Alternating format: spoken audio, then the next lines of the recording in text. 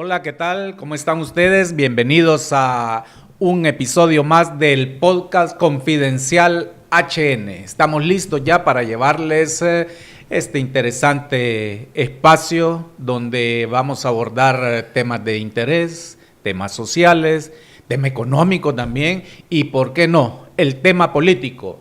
Y para eso tenemos un invitado de lujo, un invitado de honor y nos referimos al doctor Nelson Ávila, candidato presidencial de la coalición de los del Partido de los Migrantes. Así es, doctor, gusto de saludarle, bienvenido a este su espacio de Confidencial HN Podcast. Un placer saludarlo y bienvenido. Muchísimas gracias, también para mí es un honor estar aquí, sobre todo por el tipo de periodismo, porque es un periodismo analítico, un periodismo crítico y yo sí creo también propositivo. Esas tres condiciones son fundamentales. Muchas gracias. Así es, y para eso vamos a iniciar dándole un saludo a los trabajadores, desde el que anda haciendo la calle hasta el más encumbrado de los trabajos, sin dejar a ninguno por fuera. Pero lastimosamente hay dirigencias obreras que abusan de esos trabajadores, abusan de ese clase política, clase obrera que le dicen, y la utilizan como letra de cambio, como recibo para obtener beneficios personales. ¿Cómo ve hasta la fecha, doctor, este tema de los dirigentes obreros en cuanto a los trabajadores que han sido explotados durante mucho tiempo, incluyendo la actualidad? Yo diría que hay tres cosas. La primera, y usted empleó la palabra dirigente, yo emplearía más directivo y no emplearía el concepto o la categoría líder, porque el líder es aquel que es coherente entre principios y valores, es coherente con toda una comunidad, es coherente con principios y valores y es coherente, llega hasta el final, hasta a ofrendar su vida. Estoy hablando del líder, ¿verdad?, para que todos sus principios y valores en que descansa y sus propuestas sean una realidad. Le ocurrió a Morazán, por ejemplo, un verdadero líder. Lo que hemos tenido en nuestra nación son directivos, máximo dirigentes, pero directivos, se pelean por los cargos, se perpetúan en los cargos, algunos tienen 30, 40, 50 años de estar en estas directivas y no han creado nuevos liderazgos. Entonces, el primer punto es la crisis de liderazgo. Esa crisis de liderazgo histórica en Honduras, a excepción de la década de los 50, yo diría inclusive los prolegómenos de todas estas organizaciones que se hacen desde los tiempos de Manuel Cálix Herrera, por ejemplo, o Wainwright, que también ellos fueron inclusive... si no mal recuerdo, perdieron la vida en Guatemala, ¿no es cierto? Esto en la década de los 20, en la década de los 30 hubo bastante coherencia, 50, 60, 70, después hemos visto una enorme degradación, hubo liderazgos en esas épocas. La gran huelga del 54, por ejemplo, que siempre es puesta de ejemplo, la pregunta es, bueno, eso ocurrió exactamente hace 71 años. Y entonces, ¿por qué continúan poniendo el ejemplo? ¿Por qué no han seguido el ejemplo? Me explico. Entonces, la primera es crisis de liderazgo. El segundo es un tema relacionado con la coherencia con la ética. Creo que infinidad de personas que aparecen en las organizaciones, no solamente obreras, sino que también campesinas, muchos de ellos estuvieron dirigiendo organizaciones para administrar los recursos de la mayoría de los trabajadores y no necesariamente rindieron cuentas sobre el uso de esos recursos. Y ese es un serio problema que tiene que ver también con la ausencia de liderazgo, porque como le dije, el líder opera por principios y valores, no por cálculos. Y muchos de los que hemos tenido en realidad operan eso. El cuarto punto es una superposición de intereses individuales sobre el interés colectivo. Usted observa que algunos no dejan los cargos de dirigentes y gremiales y pasan a tener otras funciones como las funciones políticas de diputaciones, pero ahí están controlando siempre las organizaciones con doble sombrero cuando son objetivos completamente y eso diferentes. no puede Sí. ir de la mano, es como el agua y el aceite que deben ir separados. Pues tienen que ir separados por una sencilla razón, porque alguien diría, bueno, es bueno que ellos estén porque pueden generar leyes que beneficien y todo lo demás, pero no, sí, completamente de acuerdo, pero no necesariamente la misma persona. Es puro Eso es beneficio. un abuso, no, es que es un abuso del poder. Y ahí es donde es difícil que nos entendamos porque llegamos a un cuarto elemento, la anticultura del poder y la anticultura de la representatividad gremial. No hay cultura, hay anticultura. Y se cree que se representa un gremio cuando se le controla absolutamente, cuando también se quieren imponer algunos, a veces ni basamentos ideológicos. Algunos dicen, este gremio es de izquierda, este gremio es de derecha. Ninguno es de izquierda ni de derecha en Honduras, en realidad, de estos gremios. Primero, las instituciones en realidad son independientes de la ideología de quienes la dirijan. En términos, diríamos, del tiempo, que llegan a dirigir las personas de diversas concepciones, demócratas cristianas, socialdemócratas, liberales o nacionalistas, o el concepto, no lo digo como partido, lo digo en términos ideológicos, ¿verdad? Liberalismo ideológico, liberalismo o conservadurismo, o también algunas personas con algunas ideas también socialdemócratas o socialistas. Ojo, esto en realidad no se traduce en la práctica concreta. Y en la práctica concreta usted verá que hay un problema transversal, y el problema transversal en muchas de las organizaciones es la corrupción. Estos actuales dirigentes que están al frente de las organizaciones obreras, pareciera que le hacen más, le prestan más atención, asumen más directrices de los que le da el político de turno, autoridades gubernamentales de turno, que los mismos trabajadores. Completamente de acuerdo, lamentablemente, y eso se ha reproducido en diversos decenios, esa anticultura, en donde, obvio, sucumben al poder del dinero, sucumben al poder partidario, y eso es la antítesis. Vea, hay un libro muy importante que sugiero que todos lo lean, Antonio Gramsci. Antonio Gramsci fue un dirigente político del Partido Comunista Italiano a fines de la primera década del siglo XX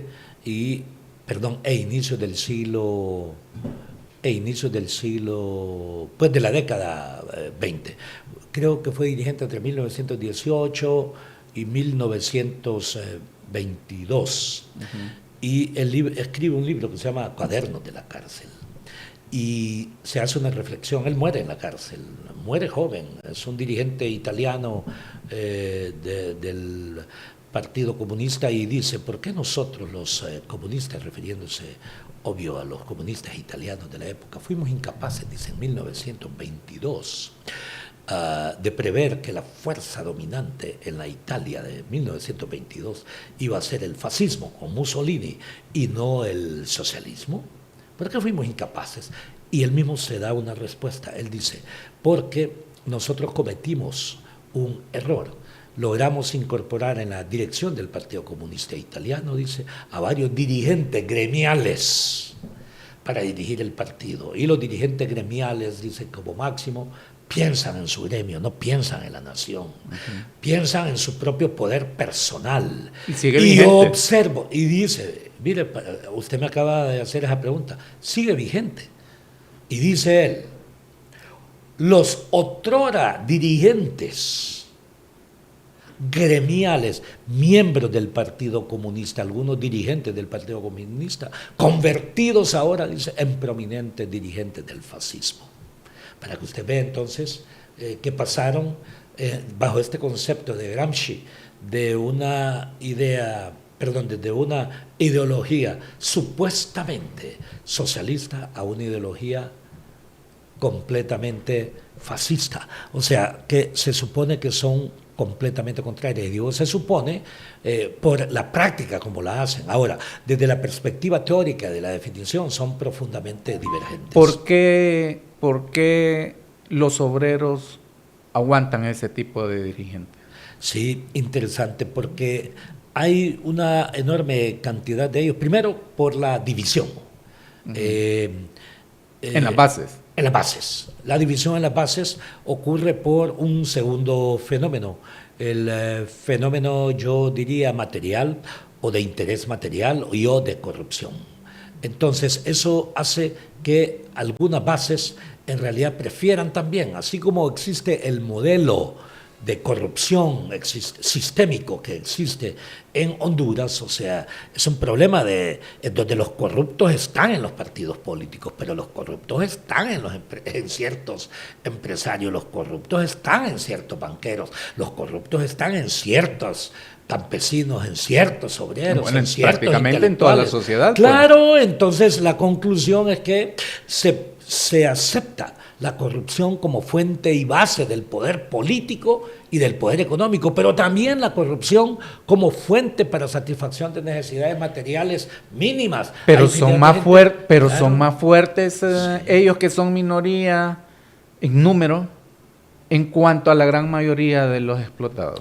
Bueno, es que el problema tiene que ver con el primer punto que yo le dije, la división. Sí. Mientras exista una división de la sociedad, no solamente en temas de clase ni nada por el estilo, sino que también con respecto a la percepción de qué hacer para transformar la realidad nacional o no hacer absolutamente nada, me explico, que esa es la visión que en el fondo así la han tenido infinidad de organizaciones y partidos políticos cuando llegan al poder. Si hiciesen algo, disminuiría sustantivamente la pobreza. Si hiciesen algo, transformarían el sistema educativo. Si hiciesen algo, transformarían el sistema de salud. Cada 4 años lo máximo que tenemos es, en realidad, un mayor endeudamiento, ojo, pobreza en algunos momentos aumenta, en otros disminuye, pero no sustantivamente, porque no hay una voluntad política general. Conclusión, es un problema de sociedad, como usted muy bien lo planteaba. Una sociedad que no exige políticas de Estado, sí, que vengan a ayudar a cambiar el problema que hay en estos países tercermundistas. Así es, o sea, la mayoría de los países como los nuestros no tienen políticas de Estado.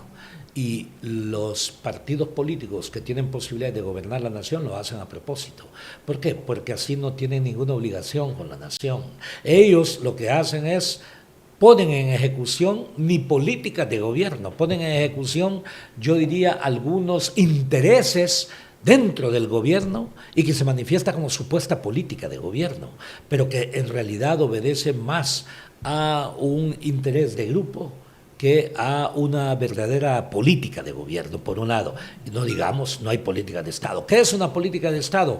Bueno, es todo basamento jurídico, pero que tiene que ser aprobado, ¿no? Como política de Estado, todo basamento jurídico estratégico cuyo objetivo fundamental es transformar coyunturalmente las sociedades en un enfoque independiente de la visión ideológica del gobierno que se encuentra en cualquier momento histórico. Le doy un ejemplo. La política de Estado interesante que aplicó Chile hace casi 100 años, en la década de los 30. Chile, siendo un país tan largo, Chile creo tiene como 4.400 kilómetros de largo, ¿verdad? Pero lo máximo ancho son como 237 kilómetros, es como de aquí a San Pedro Sula, lo máximo de ancho, pero hay partes que tienen un ancho de 65 kilómetros, ¿verdad? Como ir de aquí a La Venta, por pero le abarca algo, casi todo lo extenso de Sudamérica. Así casi. Es, 4.400, sí. Así es.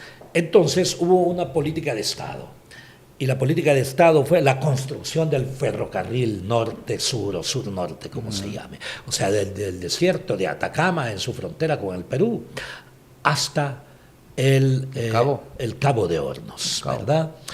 Allá por el estrecho de Magallanes. Esos 4.400 kilómetros, entiendo yo, la política de Estado era construir al menos cada año 40 kilómetros. Imagínense, cada año 40 kilómetros, ¿qué significaba? Se iban a tardar 100 años en construirlo. ¿Cuánto gobierno? ¿Cuántos gobiernos, verdad? Había unos gobiernos que hacían 50, 60, etcétera, como mínimo 40. Pero lo hacían. Fuese gobierno de la democracia cristiana, fuese gobierno del Partido Socialista, fuese gobierno de dictaduras, como en el caso de Pinochet, todos cumplieron. Una política de Estado. Eso es lo que nos hace falta. ¿Visualiza usted en el país algo así? Sí. Con ese bipartidismo de antes o con el tripartidismo de ahora, o por qué no en el futuro con una nueva coalición como la que usted representa. Muchísimas gracias por esa pregunta. Mientras exista esos tipos de liderazgo que piensen solamente en su autoblindaje, que existe en los tres partidos esencialmente, y también en algunos partidos pequeños existe esa anticultura de la autocracia, de la dictadura, del uso, del abuso, de la impunidad, de la inmunidad. Y aquí hay, hemos dicho, una sola racionalidad de mafia. Se protegen entre ellos. Llega uno y no investiga los actos de corrupción. O sea que ahí no hay partido político que valga. No hay partido político porque son intereses de grupos. Me gusta eso. Sí. ¿Cómo es eso que mafias que se protegen entre ellos? Así es.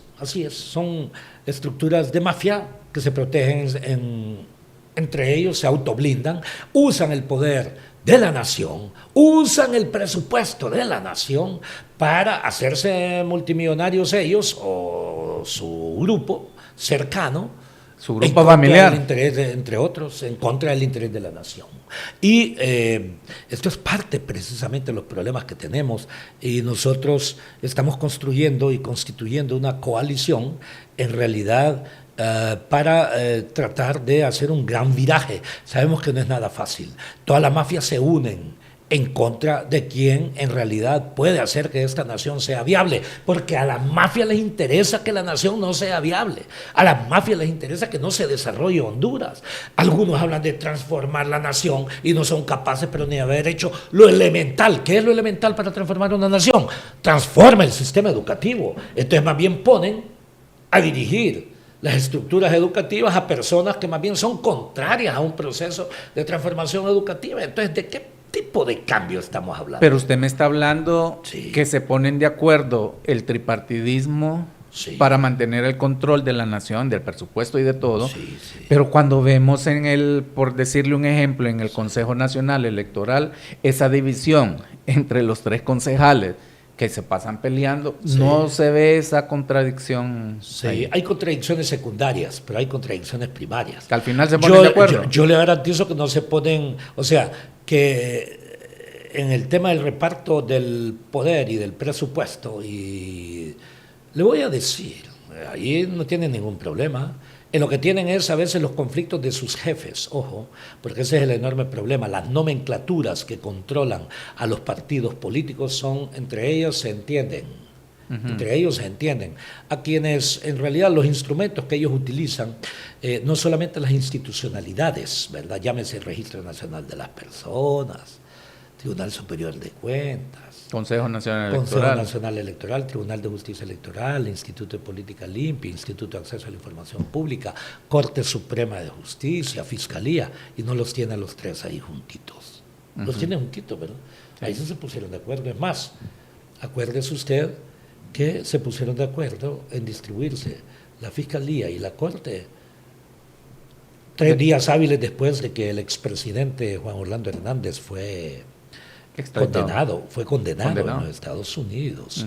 Y pareciera que entonces dijeron, no, arreglemos las cosas antes de que vengan por ahí se pusieron de acuerdo. Ahí se ponen de acuerdo en lo esencial que les conviene a ellos, no es lo esencial para la nación. Vamos a ver si lo esencial para la nación no forma parte de su agenda, lamentablemente. El día que sentenciaron a Juan Orlando Hernández, el tripartidismo se puso de acuerdo para blindarse. Las cúpulas del tripartidismo, perdón, discúlpeme, las cúpulas del tripartidismo se pusieron de acuerdo, porque las cúpulas del tripartidismo en realidad, y hablo de cúpulas, no se ponen de acuerdo los partidos.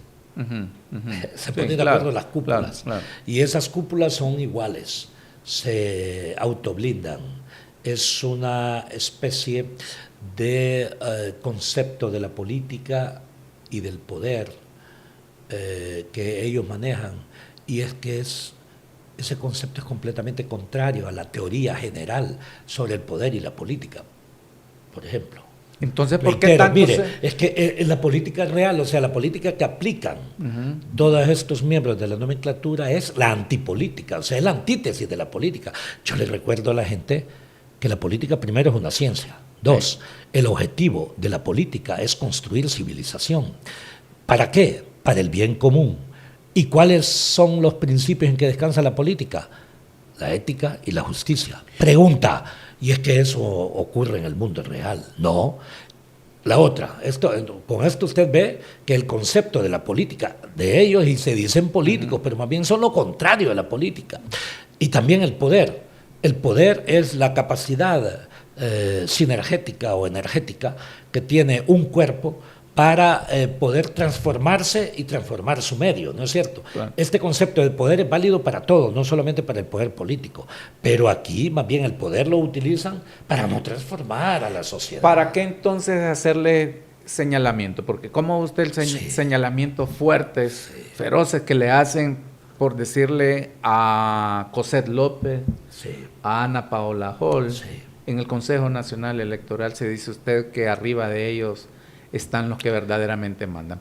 ¿Por qué tanto señalamiento y tanta ira contra ellos? Porque a veces hay problemas del reparto del poder y del presupuesto entre las personas que dirigen las nomenclaturas. ¿Me explico? Si usted se fija, ¿en manos de qué partido político están las principales embajadas de Honduras? ¿En manos de quién? Allí hay un cogobierno. Juan Orlando cogobernó con gente del Partido Libre y con gente del Partido Liberal. ¿Cómo? Cogobernó. Ajá, y no estaba el registro. ¿Hace cuántos años están todos estos miembros del no lo critican, RNP? Pues? Bueno, ¿cuántos años tienen los que están en el RNP del Partido Libre y del Partido Liberal? Tienen como, ¿qué? Los mismos tienen infinidad de años, cogobernaron. Había ministros también que respondían a los intereses de una gente del Partido Liberal y de otra gente del Partido Libre en la época de Juan Orlando. Lo mismo ahora. Ahorita usted tiene ministros del Partido Nacional y ministros del Partido Liberal, pero las embajadas están en manos de las principales, están en manos de otro partido. Y usted lo ve, la Corte Suprema de Justicia se ponen de acuerdo, en la Fiscalía se ponen de acuerdo. ¿Y por qué el Tribunal Superior de Cuentas está calladito con respecto a muchos eventos? Porque es el Tribunal Superior de Cuentas, la Fiscalía, el que habla ahorita también de un negocio de 3.000 millones de lempiras. Discúlpeme, 3.000 millones de lempiras. Le recuerdo lo siguiente. En el 2021, vino acá el nieto de un prominente dirigente del Partido Nacional durante muchísimos años, Ricardo Zúñiga Agustinus.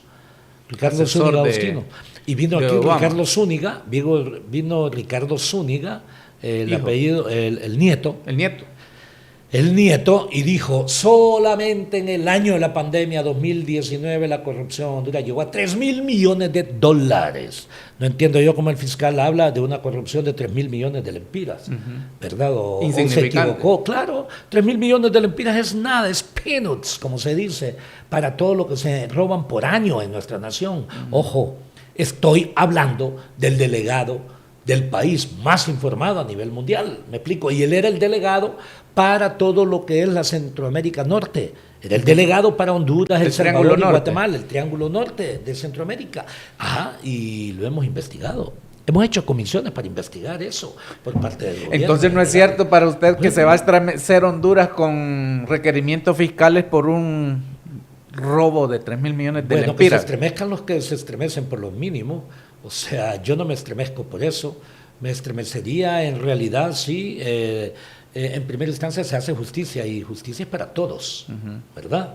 Para todos parejo. Claro, a todos. También que se repartan entonces las sentencias y los señalamientos y los requerimientos fiscales de forma tripartita. Completamente de acuerdo. ¿Y por qué no investigan estos 3.000 millones de dólares en el año 2019? Pero no solamente eso. Por eso es que se pusieron de acuerdo todos ellos en que no viniese la Sisi. Y despachar la Masi. Claro, y despacharon a la Masi y todos se pusieron de acuerdo.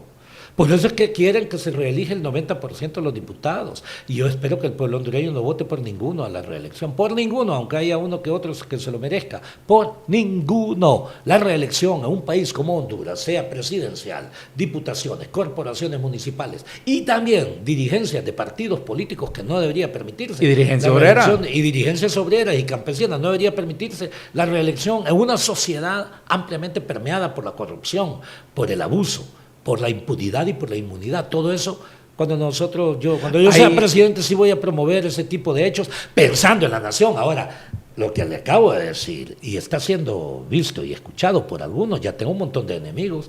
La pregunta es, ¿y por qué son enemigos por lo que yo digo que beneficia a la nación? ¿Y por qué lo que beneficia a la nación nos afecta a ellos? Eso demuestra el tipo de liderazgos que tenemos en Honduras. Y vea, mi candidatura presidencial, yo sé que va a ser bombardeada como haya lugar precisamente por la alianza entre corruptos transpartidarios. Igual que fue bombardeada a lo interno de Libre. En la misma forma, porque tienen naturaleza y reacciones similares. Y se ve en el panorama que se puedan dar esos cambios a corto plazo. Sí, plazo. Sí. Yo le garantizo que, por ejemplo, en estas elecciones primarias que hubo, fíjense que todos hablan sobre la llegada tardía de algunas urnas. De algunas urnas. Tegucigalpa y San Pedro Sula. Tegucigalpa y San Pedro Sula. Y también se enfocan en gente que dirige el CNE y las Fuerzas Armadas. Pregunta, ¿y por qué el fiscal no investiga el verdadero poder que tomó ese tipo de decisiones? Que son estructuras dentro de los partidos políticos. Eso es la verdadera causa. Y segundo, ¿y por qué solamente se enfocan en eso? ¿Y por qué no se enfocan en el hecho de que los tres partidos hicieron fraude? Fraude significativo. Ninguno de los partidos políticos debió exceder 500,000 votos. Ninguno. Los tres partidos políticos hicieron fraude. ¿Por qué no investigan a quienes dirigen esos partidos políticos, pero también a los que eran candidatos a diputados, a diputaciones, y las personas que eran candidatas o candidatos o las candidaturas a las corporaciones municipales? ¿Por qué no las investigan? Porque, como dice alguien, si usted orienta, como decía Noam Chomsky, la forma de cómo se dominan las pasiones y las mentes, desviando la atención hacia lo aparentemente importante para que no se analice lo importante. ¿Qué es lo importante de aquí? El fraude electoral significativo. Y lo aparentemente importante y que tiene solución fue el hecho de una toma de decisiones que solamente se la imputan a alguna gente de las Fuerzas Armadas y a alguna gente del CNE, cuando en realidad la investigación tiene que hacerse en todo el circuito del poder en Honduras. Todos sabemos cómo funciona el poder en Honduras. ¿Y la garantía que dan las Fuerzas Armadas? No hay tal. ¿Perdón? La garantía que dan las Fuerzas Armadas y que le ordena constitucionalmente la Constitución de la República. Fíjese que en la Fiscalía anterior, yo le pediría al actual fiscal, porque no investiga las 7, acciones que yo hice como ciudadano con respecto a, considerando traidores a la patria, a todos los jefes del Estado Mayor Conjunto en los aproximadamente últimos 7 años antes de Juan Orlando Hernández, sobre todo desde el 2014, traidores a la patria, los jefes de Estado Mayor Conjunto, los que asumían la presidencia de la República, en este caso Juan Orlando Hernández, anteriores y actuales, y todos sus ministros, las que yo deposité hasta el año 2021, creo, hasta el 2020 o 2021. Entonces, eso por varias razones. Primero, haber aceptado la reelección. La reelección es inconstitucional. Segundo, haberse quedado en silencio con respecto a la aprobación de las zonas especiales de desarrollo, de las sedes. Pero eso incluye también a todos los diputados que estuvieron de todos los partidos desde el 2014. Lo que aprobaron. Porque las sedes la aprobaron desde el 2013, ratificado en el 2014. Nosotros interpusimos un recurso de inconstitucionalidad en febrero, creo, en marzo del 2014, pocos meses o un mes después de haberla inconstitucionalmente aprobado. Pero ahí hay un montón de diputados, inclusive reelectos, del Libre, el Partido Liberal y el Partido Nacional, que se quedaron en silencio frente a las sedes durante También todo son ese periodo. cómplices. Son cómplices, son traidores a la patria por complicidad. Y casi del 90% que se están reeligiendo, casi todos ellos Pero son traidores. usted escucha a los de Libre decir que son los liberales y nacionales. No, para nada. Bueno, investiguen quienes estuvieron en el 2014 hasta el 2017 y luego el 2017 hasta el 2021, a ver si sacaron en algún momento, lo va a ver que lo sacaron ya después cuando era conveniente, ojo, para fines electorales, hasta ahora, hasta en el 2020 comenzaron a hablar de ello. Usted me dice que cuando se aprobó no hubo insurrección legislativa. No, para nada, en tanto que nosotros, a usted sí va a ver, yo le puedo demostrar, el único político, y yo no sé si fui el único ciudadano, no sé, que interpuso esa acción de inconstitucionalidad, tanto de las sedes como de la reelección de Juan Orlando, es su servidor.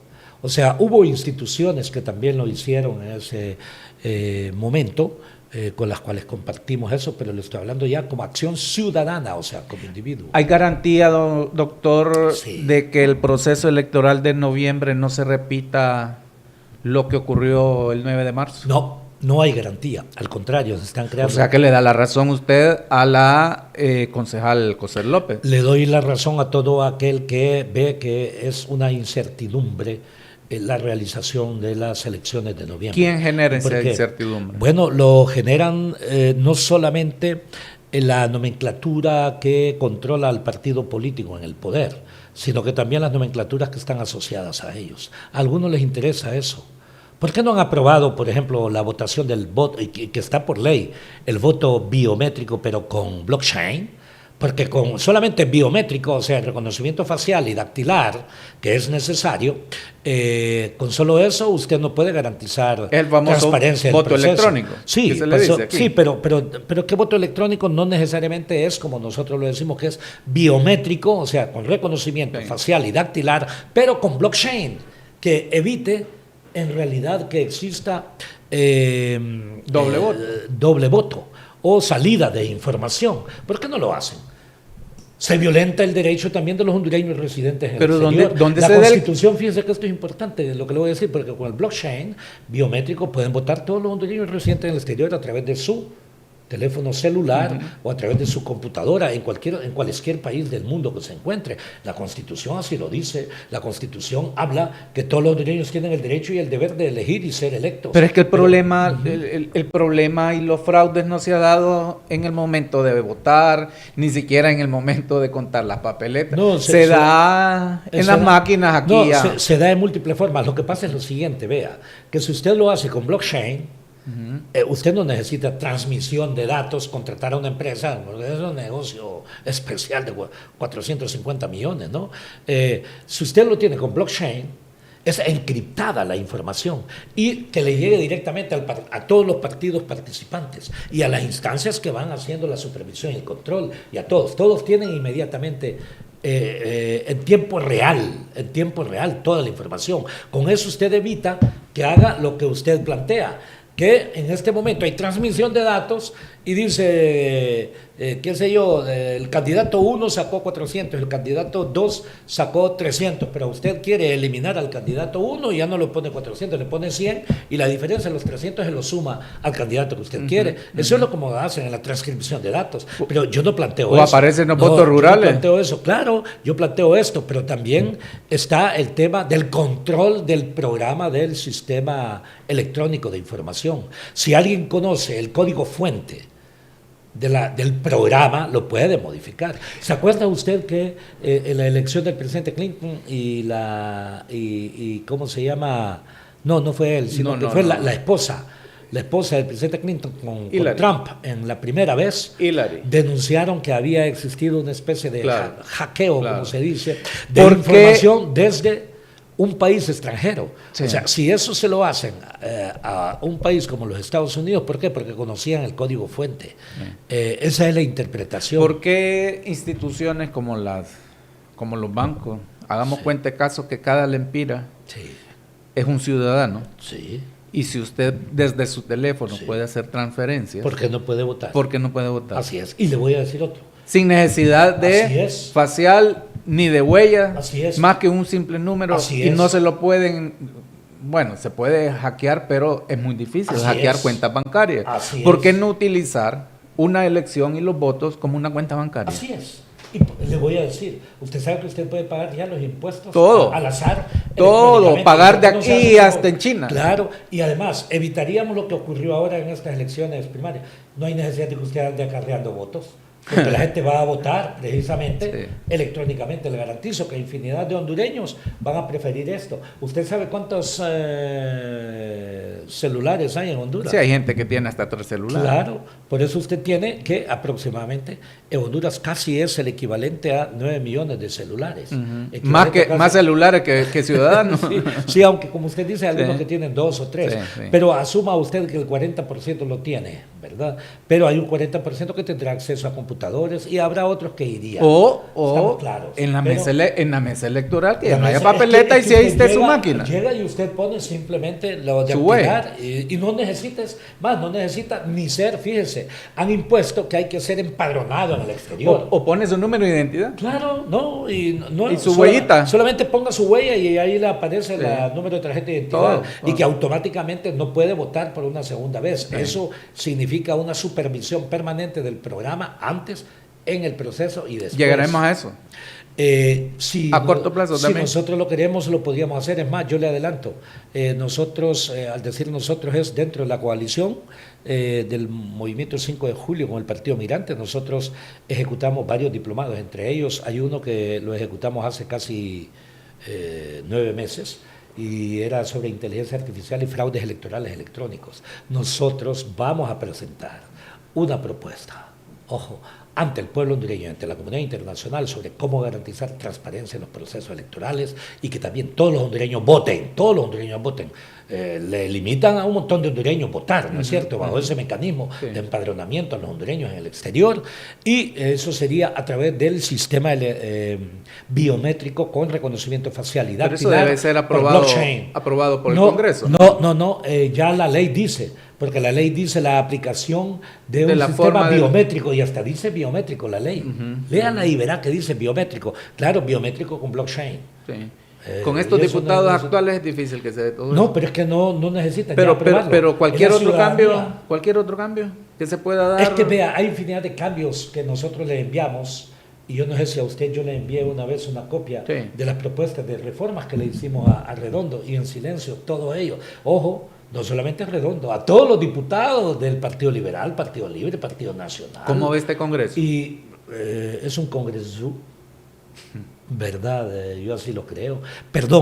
Por todos. Perdón por los animales, ¿no? Pero perdón, general. Perdón por los animales. No, porque, pero sí. habla de los 256 diputados. No, hay siempre, Hay, bueno. hay siempre excepciones. Lo que pasa es que... Esa Sí, excepción en los de tres, diputados en los yo tres, los hay de encuentro los- en los tres. En los tres hay uno que otro ¿Qué excepción. porcentaje sacaría usted de De esa excepción. de excepción de ese Congreso o qué? ¿Qué? Luis? Menos del 2%. Congreso. Congreso. Sí, o sea, Pero menos del 2% de es menos- nada. esa es la excepción. Sí. Esa es la excepción. De ahí la mayoría, hablando de 25, mire, la de mayoría no 200. piensan en la nación, la mayoría piensan máximo en su persona o en su grupito. En tercera instancia, en el movimiento dentro del partido correspondiente en el cual él está. Y jamás piensa, pero ni en el partido, no digamos en la nación. Entonces, ese es el perfil realmente de las personas que están ahí, de las cuales algunas de ellas, la misma Maxi los tenía en la lista, ¿no es cierto? Ahí los tiene todavía de Bueno, diputados. ahí hay casos de sentencia firmes. Sentencias firmes y que llegaron a acuerdos de conveniencia política y algunos Y de no ellos... solo dieron- uno. Sí, no solamente... No, precisamente a eso me refiero. Hay infinidad de ellos. Se autoprotegen. Volvemos al punto. La mafia se autoprotege. Usted sabe que cuando yo digo mafia, lo hago a veces con cierta, primero con cierto conocimiento, pero aprehensión sobre la etimología. ¿Usted sabe dónde viene la palabra mafia? Cuando La- me dice mafia solo se me imagina la camorra italiana. Sí, pero ¿sabe usted que en su origen el concepto es altamente positivo? Etimológicamente, mafia.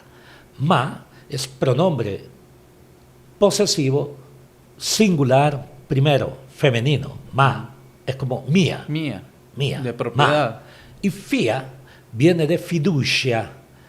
¿Qué es fiducia? Fiduciario, confianza. Fia significa mi confianza. Por eso le llamaban la familia.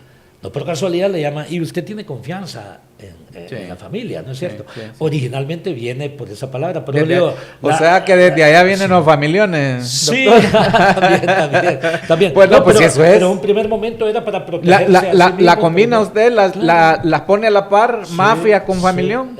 ¿O no? Pues sí, eso es lo que me está diciendo. Lamentablemente se opera en circunstancias análogas. Sí. Ya hemos hablado de los obreros, de los dirigentes obreros, de los políticos. ¿Cómo ve la situación actual económica, doctor? Casi 26 lempiras por cada dólar. Sí, dramática, porque la economía es la que define a la política y a la sociedad en su conjunto. Si la economía está mal todo. La economía está mal estructural y coyunturalmente. La responsabilidad corresponde a todos los gobiernos que han habido en Honduras, pero también a la calidad de empresariado que hemos tenido. ¿Y se puede enrumbar por la línea correcta en 4 años? Sí, hay que hacer, sí. Y usted muy bien utilizó el verbo enrumbar, o sea, poner los fundamentos. Pero por la línea correcta, no por otra equivocada. La línea correcta, claro, enrumbar por la línea correcta, a eso me refiero. O sea, si es cambio, es transformación, claro. Usted tiene que hacer profundas reformas macroeconómicas. ¿Pero se puede? Pero tiene ¿En que 4 comenzar, años? Sí.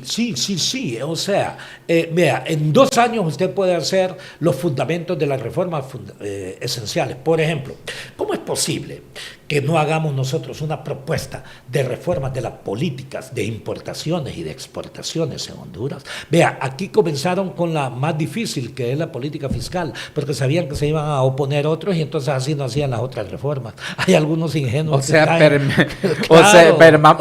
Quiero ver si le entendí. Sí. Me está diciendo que esa ley de justicia tributaria que se está queriendo que la aprueben es para desviar la atención de otras cosas que no hicieron. Así es.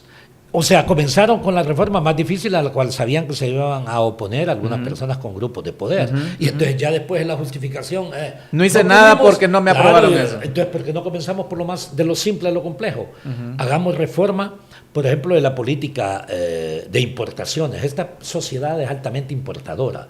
Les recuerdo, nosotros importamos casi 1/3 más de lo que exportamos. La pregunta es, si importamos 1/3 más de lo que exportamos, ¿y cómo lo pagamos? ¿Dónde obtenemos el dinero para poderlo pagar? Porque no nos van a recibir el pago en lempira, ¿verdad? Ni crédito. No nos reciben en moneda nacional. Ni crédito a saber, págueme cuándo. No, lo hace con las divisas que envían los excluidos de Honduras. Los excluidos de Honduras, en realidad, los excluidos de Honduras son los que... mantienen la economía actual. Exactamente. Entonces, a pesar de que se ha dado muchos expatriados nuevamente, los han traído de retorno. Completamente de acuerdo. O sea, que los excluidos de Honduras son los que contribuyen a financiar la economía en Honduras. No es el modelo económico, porque el modelo económico representa, y ese es el otro elemento que yo le quería decir, el gasto público en Honduras, o sea, el gasto del Estado, representa el 55% del Producto Interno Bruto. Esto significa que el otro 45% es por el sector privado. Ojo, las sociedades verdaderamente desarrolladas es un porcentaje menor el que tiene la participación del Estado. ¿Me explico? Y lo que es recomendable es una relación aproximadamente 15% del gasto y de inversión pública dentro del Producto Interno Bruto, 85% dentro del sector privado. ¿Pero qué ocurre en Honduras? Aquí el sector privado representa la mitad de lo que debería ser. Eso demuestra un serio problema de sociedad. Le diré, de cada 150,000 jóvenes que llegan al mercado de trabajo anualmente, 150,000 es el aumento de la población económicamente activa. El sector formal apenas puede darle trabajo máximo a 1/3, o sea, 50,000. O sea que usted tiene anualmente 100,000 jóvenes o que están condenados a la pobreza o al trabajo completamente informal, o que es casi sinónimo. O fugarse. o irse. fugarse. Y ahí, entonces usted tiene que, entonces cuando usted me preguntó cómo estaba la economía, le estoy dando todos estos datos. El otro elemento, le digo, usted como buen periodista, si usted quiere conocer la sanidad de una sociedad, desde la perspectiva de la creación de valor, la sanidad económica me refiero, usted vea tres variables. Uno, ¿cuál es el comportamiento de lo que llamamos el sector primario? O sea, la agricultura, silvicultura, caza, pesca. Dos, ¿cuál es la magnitud también y el comportamiento de la industria manufacturera, de la creación de productos? Bueno. Y tres, ¿cuál es la magnitud y el comportamiento de la industria de la construcción? Esas tres son mucho más importantes que la magnitud y el crecimiento que tienen los sectores, por ejemplo, financiero, energía eléctrica. Pero en países... Porque la empleomanía de eso es menor que las tres primeras que me... Y también porque es donde hay mayores factores de producción, por ejemplo, donde existe... Y mayor movilidad de recursos. Así es, mucho mayor cantidad de gente que usted le genera trabajo, son seres humanos que necesitan eso. Y también es donde usted tiene, por ejemplo, en el sector primario, tiene tierras, me explico. Ahora, que haya concentración de tierras y todo lo demás, pero yo no creo en quitarle a algunos para darle a otros, salvo que se lo hayan robado. Estamos claros.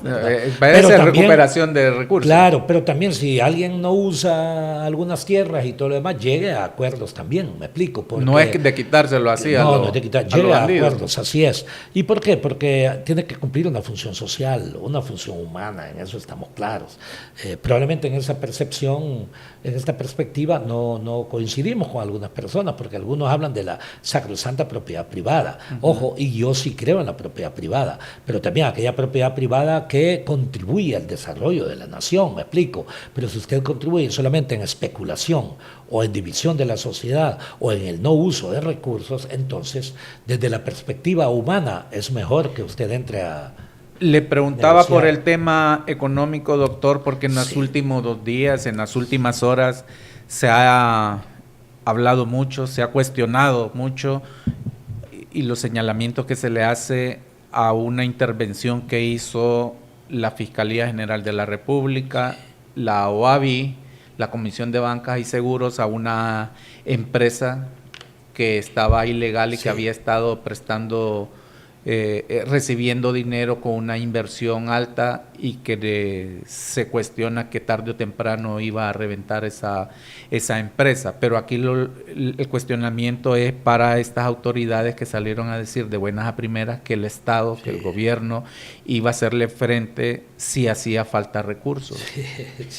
Mire, ¿Qué tanto daño se le puede hacer a un país al hacer ese tipo de declaraciones? Y si se llega a dar eso que ellos hablaron. Sí, vea, la intervención es correcta, la intervención desde el Estado. Pero no asumir si la empresa, no, por eso hablo de la intervención. Ajá. Si la empresa estaba ilegalmente captando recursos, porque por ley, para captar recursos, sí debe ser legalmente habilitada la institución. Constituida y registrada. Y registrada en la Comisión Nacional de Banco y Seguro. La intervención correcta, que fue oportuna.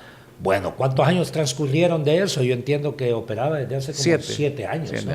Entonces hay una corresponsabilidad del gobierno anterior y corresponsabilidad de este gobierno también, porque habían transcurrido 3 años y medio. 3 y medio. ¿Cierto? Lleva. Perfecto. Entonces hay corresponsabilidad del gobierno. Y lo más lamentable es que a pesar, después de esa intervención, se habla que continúa recibiendo inversiones. Bueno. Que sería más lamentable. Sí. No, eso no lo sabía. Sí, pero ¿cómo puede se está señalando desde San Pedro Sula que sigue captando inversiones de personas. Pero ¿cómo sigue captando si está intervenida? Esa es la pregunta del mío. No lo entiendo. Habría que investigar. Dentro de la lógica formal no lo entiendo. Dentro de la irracionalidad En Honduras no extrañaría. Sí, en Honduras hay irracionalidades que se pretenden presentar como racionalidades. Ese es el primer punto. El segundo punto, sí, a mí también, sin duda alguna, me extrañó porque normalmente en el sistema financiero formal hay lo que se conoce como el FOSED, el Fondo de Seguros de Depósito, en el cual se garantiza hasta una determinada cantidad, no sé, 250,000 lempiras, eso cambia según esto, yo entiendo que no es por cuenta, sino por persona, ¿verdad? Pero en todo caso, está eso. Ahí ya no existía. El tercer punto es que me extraña que en el pasado que ha ocurrido eso en el sector formal, muchas personas han tenido problemas parecidos con respecto a la pérdida de algunos recursos que se han hecho desde la manipulación. Ojo, y eso ocurrió, usted sabe, recientemente al menos en una institución bancaria ampliamente sólida, y yo no sé qué ocurrió con los cuentavientes, porque hubo un hackeo de sus cuentas, ¿no es cierto? Y no vi que el Estado asumiese esa condición. Aquí, entonces, está el tema. Yo dije que la intervención es correcta, no sé si fue oportuna, pero la solución me parece... Ahí sí es inoportuna, ¿o no? Analizable. No, la solución es analizable. ¿Y por qué la solución es analizable? Porque no tengo todos los datos. Lo primero que puedo decir yo es cómo es que de primas a primeras, como se dice, se plantea que con el uso de todo, que con los recursos de todos nosotros se va a solventar la decisión individual que tomaron algunas personas sobre ello. Yo no sé quiénes son los accionistas. De esa todos empresa. Quisiéramos saber. Claro, y yo quisiera saber qué relaciones existen con algunas personas que tienen poder para tomar esas decisiones. ¿Poder político actual? Poder político y poder económico, ¿me explico? Entonces, como tengo todas esas interrogantes, entonces, por eso yo digo que la solución es analizable, ¿me explico? Desde esta perspectiva. Pero la interrogante es, en realidad, llegar a dar esa decisión. ¿Para qué servían también todos esos recursos? Para lavado de activos. Que es lo más cercano que podría ser. Pues claro. Y entonces, ¿qué? ¿Se pretende proteger estructuras dedicadas a lavado de activos también?